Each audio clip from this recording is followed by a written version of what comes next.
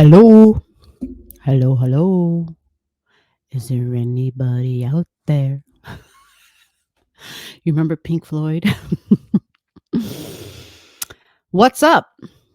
This is G, and you're watching Allastrology. We're going to talk about June's planets, aspects, major things, the most important things, and what could be more important than our creature comforts, Taurus, love, money, our valuables, receive, money, money, money, right?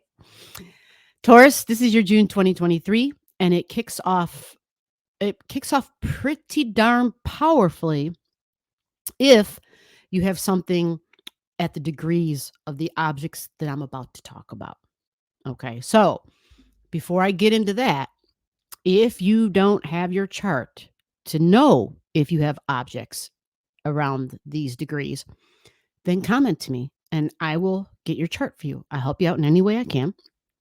Having your chart in your hand while you watch the videos is the easiest and the fastest way to understand about astrology, first of all, because it's looking at your own chart. So you're really looking at your own life. And there's nothing more interesting than ourselves, right?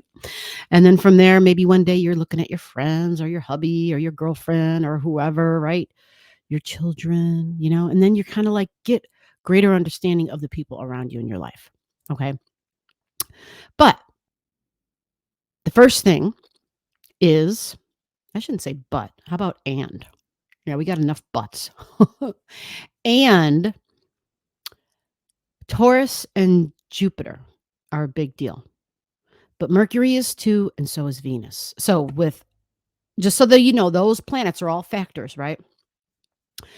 And it all kind of began midway through May last month because Jupiter went into Taurus. It hit 0 degrees like at the middle of the month, the middle of May. I think it was around the 17th or something. And so some of you may have noticed some things. Now, Jupiter can be very beneficial energy. Normally, Jupiter comes into your life. It enters a place in your chart, and you're all of a sudden just like, oh, okay. Like you notice it. You feel it. Jupiter's very optimistic and very confident. There's something about Jupiter where it's benevolent energy. It wants to give, it feels like it feels confident because like there's this wisdom that it brings. And so you feel that, Taurus, you're going to feel that. Now, if you're a Taurus ascendant, Taurus rising, like this is all in your first house. And so this happened in May, and this is going to be for like 14 months. This isn't just a one-time thing, but it becomes a bigger deal. It becomes a bigger deal. I know it's telling me that my internet or something is not working or whatever. And why will you just work? Damn it. Why? Don't do this to me.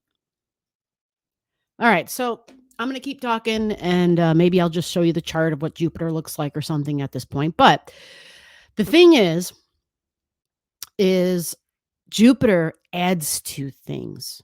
It can exaggerate things, right? It can exaggerate. It expands upon whatever it touches. So if it goes into Taurus energy, we got to know what Taurus energy is about, right? And if you're Taurus, you know what it's about, right? I said creature comforts. So Venus rules this, right? So we're talking about like all of our senses of our physical body, the smells, the taste, the touch, the sound, what I can see with my eyes, right? It likes things to be beautiful. It likes harmony. It likes peace. It wants it to be lovely. It should feel good, taste good, touch good, right? Like it's desire. Venus has a sweet tooth, right? So if Jupiter goes into Taurus, this could be a thing for a lot of us Tauruses. Like, oh, damn, great. Just when I kind of thought I got over the sweet tooth thing, all of a sudden it's back with a vengeance. It's a very good possibility. And so whenever Jupiter, whatever it touches, remember, it can add to things. So because you're Taurus, this is your first house. This is your physical body. Your first house, the ascendant, your rising sign, physical body are all the same thing. Those are all different words to say the same damn thing, your physical body and how you appear. Okay. So there's something where you may look even more appealing, more desirable with a BULL at the end of that desirable, by the way. And there's something about peace loving, peace giving. Okay. It's a very earthy energy. So it's calm, but it can be stubborn. But if Jupiter's there, for some of us, it could increase our ability to be stubborn, but it could also at the same time increase our ability to be peaceful, to do what it takes to establish peace, right? Because it's Venus that is the ruler of Taurus. It's a feminine energy. So this is a feminine vibration. But with Jupiter coming in, that's a masculine energy. So it's masculine and feminine energy together, right? Jupiter. Now, I will add one last thing. If it's about your appearance and how you look, there might be something that you're doing, whether it's your hair or your clothing, that may look like you've added to something. Maybe you're going to buy more clothing. Maybe you're going to let your hair get longer. Maybe you're just, who knows, right? You know who you are. You know what you like and what you don't like.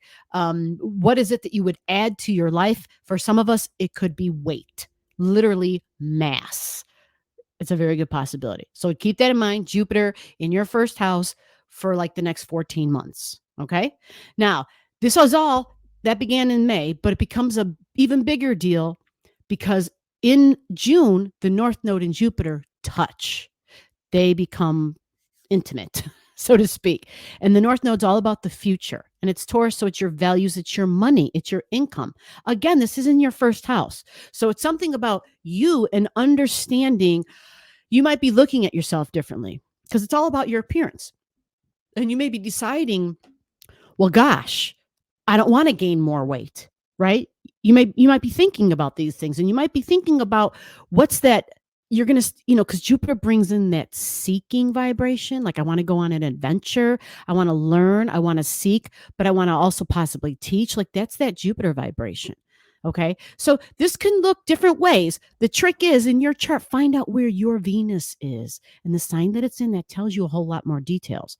And also look at your natal Jupiter.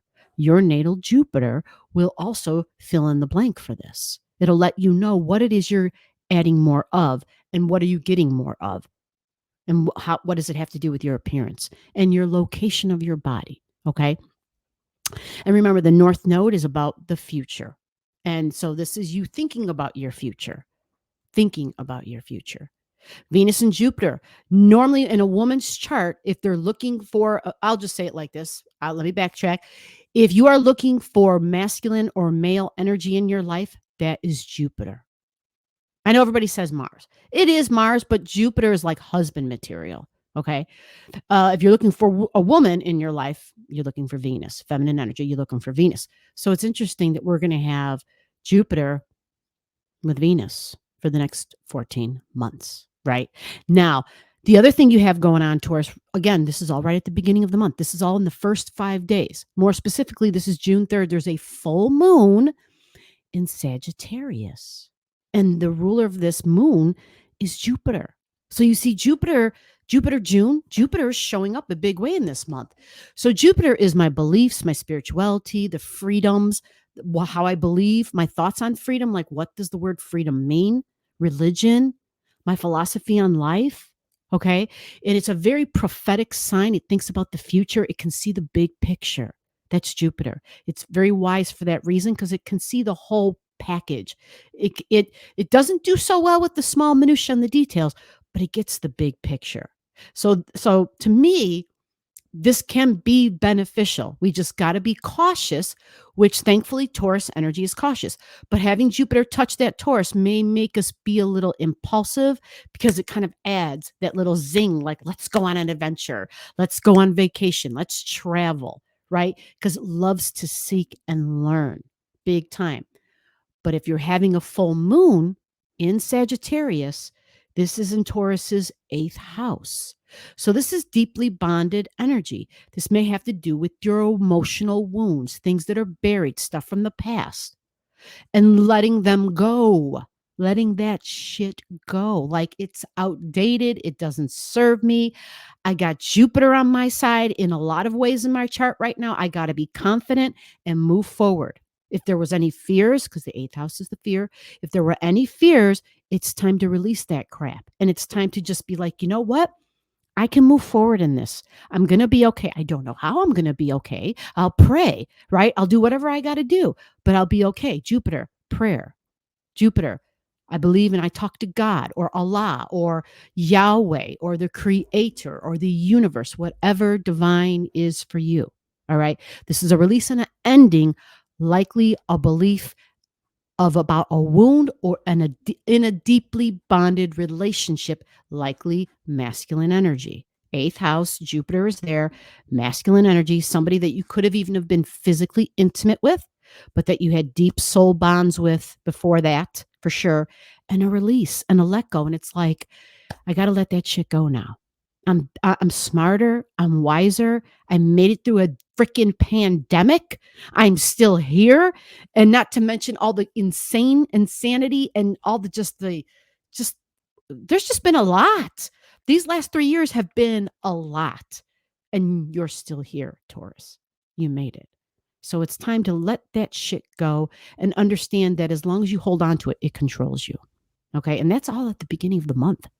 So as we get a little bit further through the month, we come upon a new moon energy, right? So in the month of May, you had a new moon in your sign. I hope you embraced and used that energy well to bring forth into your life what you want.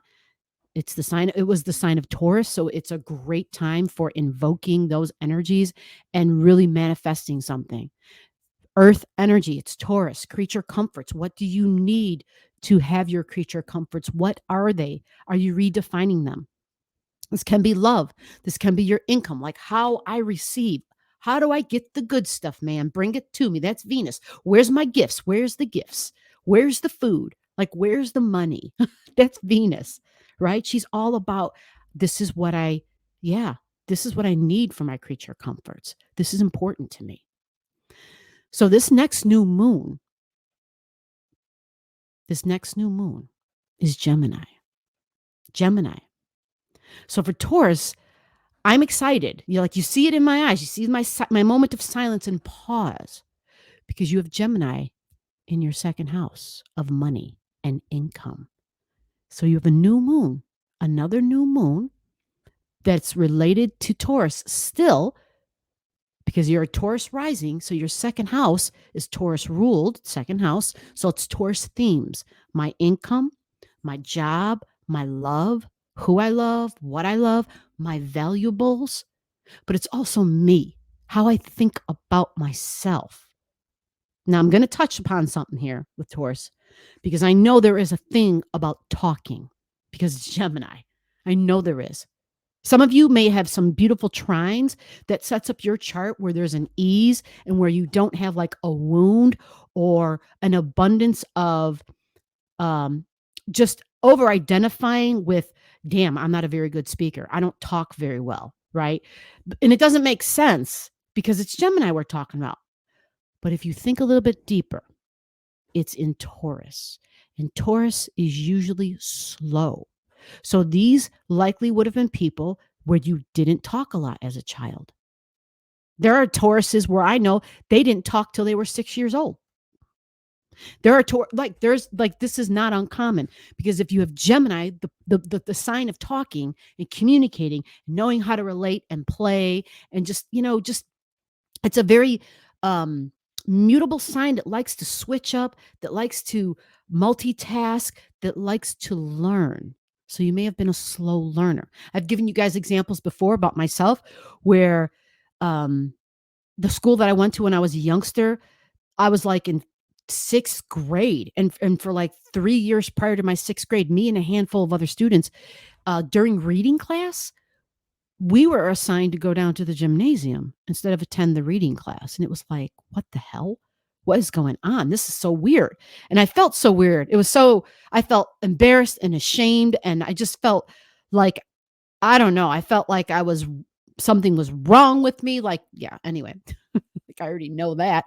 But we would like crawl around on a floor. And it wasn't like we were crawling far either. They had like some gymnasium mats together. So we would literally just crawl around in a circle. Like like you would do with animals in a corral type of thing, like with horses or something. And so it felt really yucky. It felt like, "You're really having us do this?" I feel like an animal. Like, "Why are we doing this?" You know?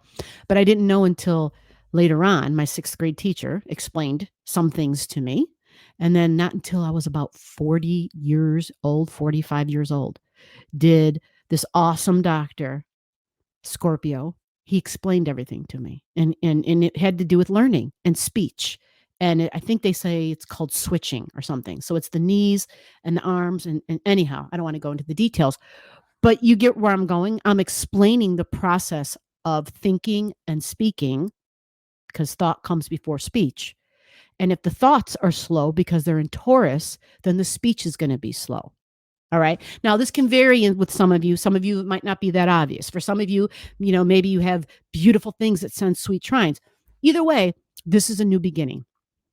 This is a new beginning. And just know that with this new beginning in your second house, this is another powerful placement for manifesting what you want going forward. I will add, because it's Gemini, it is not just about talking and thinking. This is business and commerce. This is, can I speak? Can I sell something? Am I a merchant? Do I own my own business? Right? Business and trade. This is the local community. So I think of the farmers markets, right? I think of just going to the store, making purchases. When you go and you got the merchants and the clerks and stuff, that's all Gemini, business and trade, right? Barter and trade, local community. Okay. Selling, teaching, learning, schools, school children, teachers, peers, coworkers, neighbors. Yeah. All this, all this. Did I say siblings? All this is Gemini energy. So there's a new moon, something possibly with whether it's siblings and coworkers, uh, next door neighbors, something new. Check the degrees in your chart. This new moon happens at 26:43, so that's 27 degrees. So if you have something at 25, 26, 27, 28, 29 degrees, this is part of that. Use this, because if it's in that second house, remember that's Taurus. And Taurus, remember Venus? It's magnetic. So it's like, that's what I desire. And all of a sudden, it's in your hand. Like, you desire it, your wish is my command. Obviously, that's a little bit of an exaggeration, but I think that's okay, because we got a lot of Jupiter energy flowing around for the month of June. You got Jupiter in your sign, Taurus. You got Jupiter in your sign. I would recommend to dream big.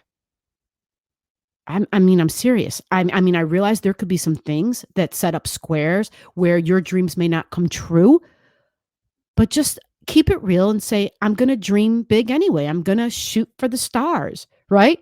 What's the saying? If you shoot for the stars and you miss, or no, you shoot for the moon, and if you miss, you're still among the stars, right?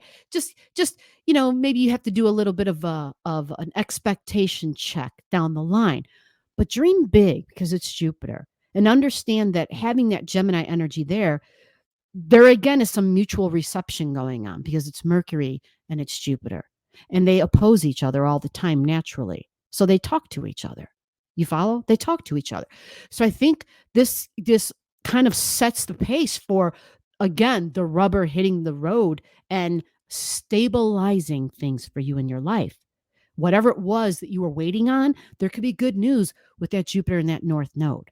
And that's going to be in the beginning of the month, that Jupiter North Node thing. The money, the values of your future, the beginning of the month. That's like the first 7 days. So this can be the most auspicious time of the year for some of you Tauruses out there. All right. Oh, let me give you the time on the new moon. I'm sorry. The new moon time is at 11:37 p.m. and we give that time out because we're setting intentions. And because it's the PM, it could be on the 18th for some of you. So it's 11:37 Central. That's my time zone, my brain. I'm sorry. If I'm not talking astrology, it's like I can't talk. 11:37 p.m. Central Daylight Time Zone. Central Daylight Time. Yeah. Anyway, you get what I'm saying, right? Depending upon where you live, it could dip into it could be in the 18th. So that's fine. Just all you're doing is adjusting for your time zone, right? You just go into timeanddate.com, adjust for your time zone, and then you're all good. And the goal is or at least the teaching is, that the most powerful time for a new moon and setting intentions, typically, okay, is the 8 hours prior to the time of that new moon. And that's why I give out the time of the new moon, because you normally don't want to go the time after. It's the 8 hours leading up to it. It's pretty cool, isn't it? It is. Thoughts and thinking and communicating. I'm a powerful speaker. I'm a sincere speaker. When people speak, I'm sorry, when I speak, I kept seeing Gemini. When I speak, people listen, right? When I talk, people know I have something to say. So use some encouraging words for yourself, because for many of you, this can be quite beneficial. There could be cha-ching involved in this. All right, Taurus, I will see you in the next video. Happy June 2023. Bye-bye. So below the video, I'll have all the degrees for those of you who like to pay attention to the degrees in your chart. Again, if you don't know and you want to know, just comment below.